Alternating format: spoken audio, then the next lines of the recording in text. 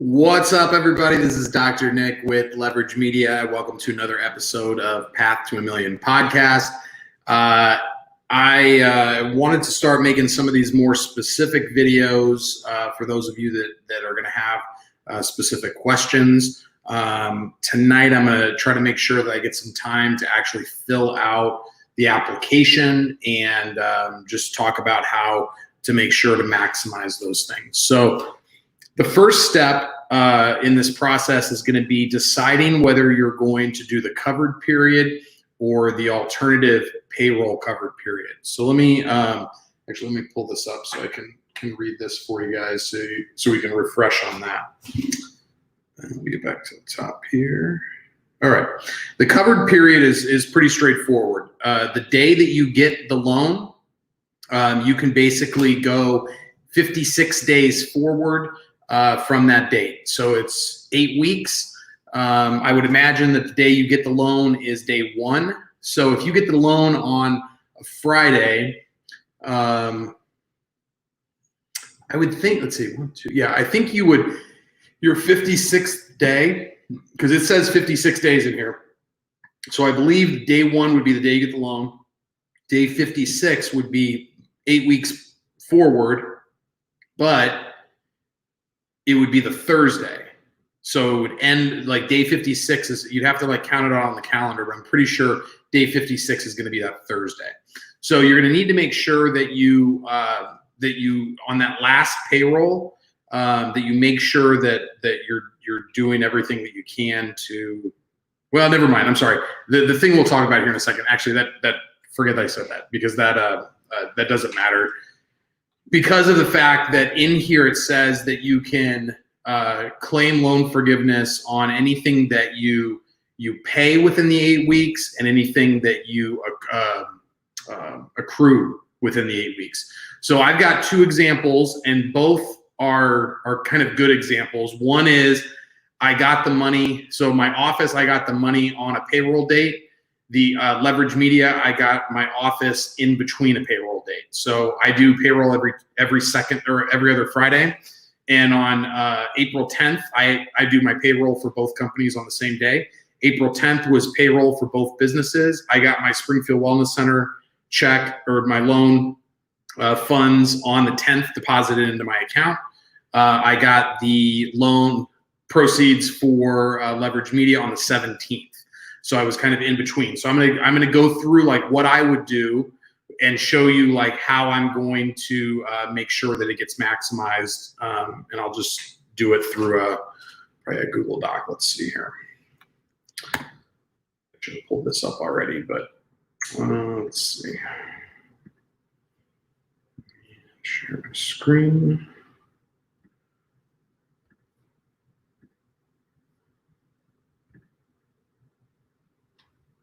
All right. Okay, let's see here. Let's get back over here. All right. So for Springfield Wellness Center, we got the loan money in on 4/10. Payroll was on 4/10. So if that's the case, that's going to be the easiest. That's going to be the easiest one to do, because you're going to want it to start on that date, because you'll want to get, so my payrolls would be 4/10, 4/24. Let me get my phone out here. Let's see, 4/24, 5/8, 5/22.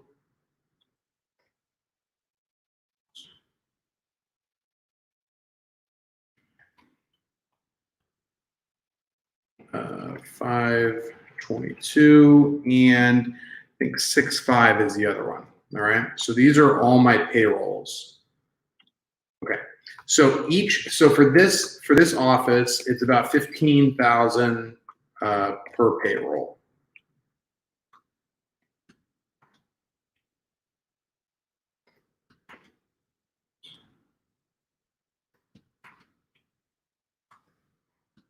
And let's see, that'll be about 70. So I think it was like $103,000, something like that.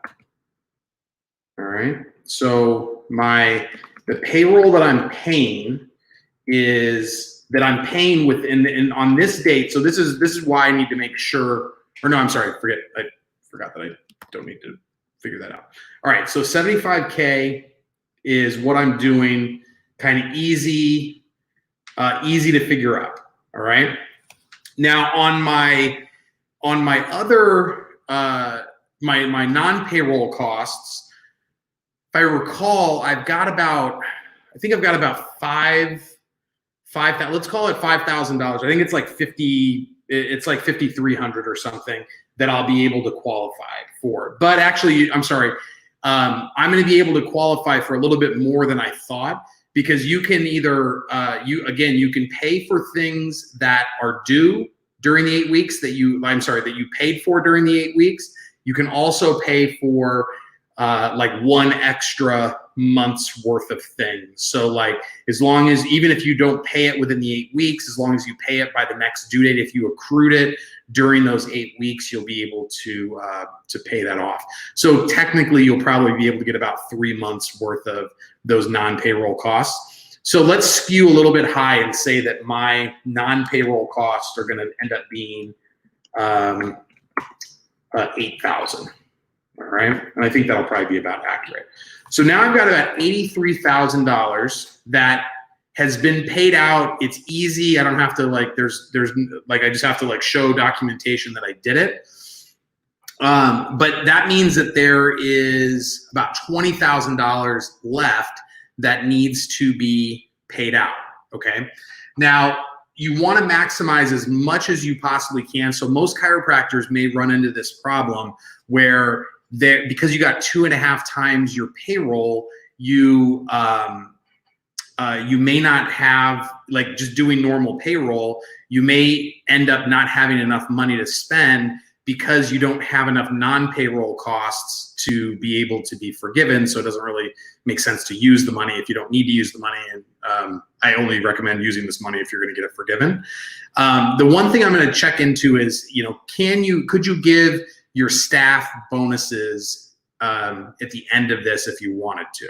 So for me, I think I'm going to come up a little bit short. So I've got, these are so if you notice this paycheck right here, let me just give you the dates here. So this is the interesting part about this, and this is why you have to make sure that you're doing this correctly.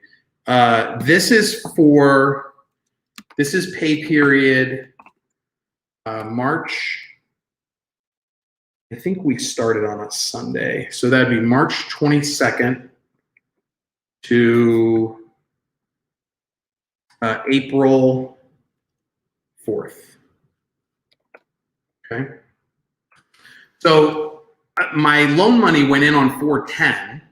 This pay period, all of the money that was paid on 4/10 was actually earned 3/22 to 4/4, right? But because I paid it on 4/10, this 15,000 still counts towards this payroll. So this is the nice part, is that you'll be able to get in one extra, and this is why if you got your money on the day of payroll, you should be able, if you do every other week, you should be able to get in 5 paychecks or pay period, or sorry, you should be able to get in 5 payrolls in the 8 weeks, but then you'll get another one because the money that was accrued. So for this 6/5, let's do this pay period now.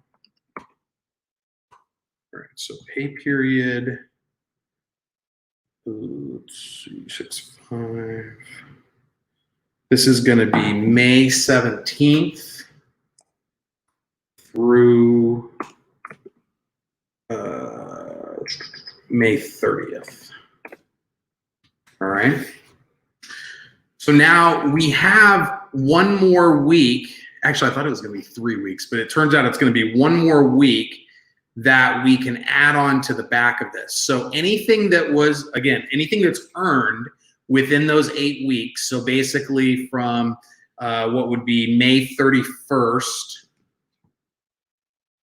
So let's see, pay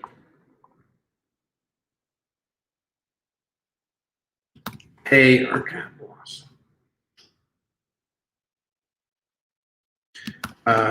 earned from 5/31 to, and I would imagine that's gonna, again, it's gonna probably be 6/4.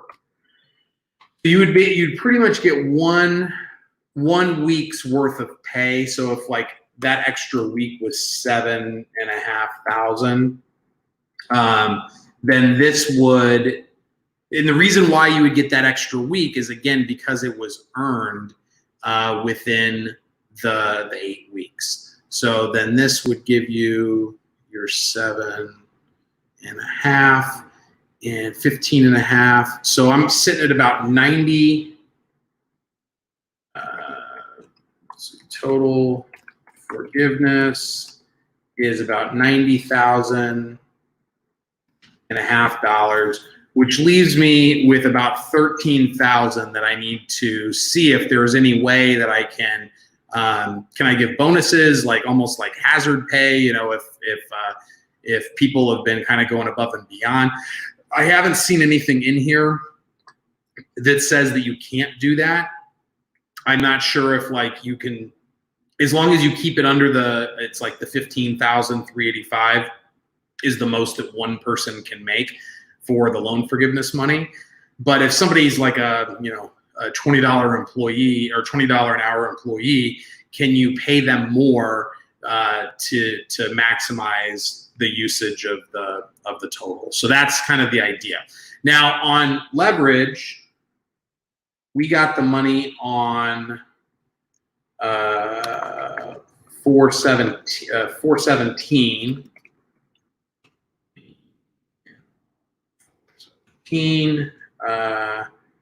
Payroll isn't until 424, and I think we got about 50,000 for that. All right. Now this is, so I want to read this alternative. Let me see this real quick. All right. Borrowers with a biweekly or more frequent payroll. So that means either you do biweekly or you do weekly, because the other options are month or twice a month, monthly, quarterly, I think. So borrowers with a biweekly or more frequent payroll schedules may elect to calculate eligible payroll costs using the 8-week period that begins on the first day of their first pay period following their PPP loan disbursement date. For example, if the borrower received its PPP loan proceeds on Monday, April 20th, and the first day of its first pay period following its PPP loan disbursement is Sunday, April 26th, the first day of the alternative payroll covered period is April 26th, and the last day is June 20th. So for this one, like let's see, 417. So that means that on 424, so the next payroll is like, that's the end of that pay cycle. So the 19th would actually be the beginning of, so the 19th of April would be the beginning of my next pay period. So let me just like break this down. So 424, which would be the next paycheck. The reason I don't want it to start on the 17th is because I would waste a week until 424 to be able to make my first payroll. So the 424 check is going to be April 5th through April 5th through April 18th. All right. Now, so if I started it on the 17th of April, I would be losing a week of time. So what I would do is I would make my forgiveness date, I can make it the first day of the next pay period. Okay. So I guess that it doesn't really, that is not going to make that much of a difference. I thought it was going to make more of a difference. So my other option is to start the loan money start on 4/19 because that's the first day of the next pay period. So for me, it doesn't really make a lot of difference. It only like saves me 2 days, I guess, because I'm still going to get that paycheck on the 24th to be part of my 8 weeks. So I think this is probably more helpful if you ended up, like, say I would have gotten my money on, okay, this would be a good example. If I got my money on April 11th for leverage, I would definitely want to do this because I would save myself a week because I'd be able to bump it back to April 18th. And I wouldn't have to wait 2 weeks for the next paycheck. So so because I got it on the 17th, which was a Friday, I can move it 2 days to that Sunday when the next pay period starts. So it's not a huge difference, but every week is going to count. So you really want to make sure that you are maximizing the paychecks as much as possible because and I think with this one, actually, because I'm going to have to wait a week because of the way that the paychecks will fall, I'll probably get an extra 2 weeks on the end, whereas opposed to this, where I only got the extra week on the back end of the 8 weeks, I'll probably get that extra or an extra week of pay, I should say.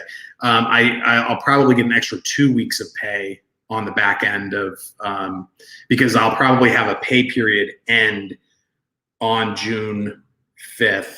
Is that right? No, because it's on the same. The pay periods are on the same. Yeah, I might end up getting screwed on the leverage stuff. No, I think it should be. No, I'm sorry. I'll end up getting the same thing. It'll end up being basically.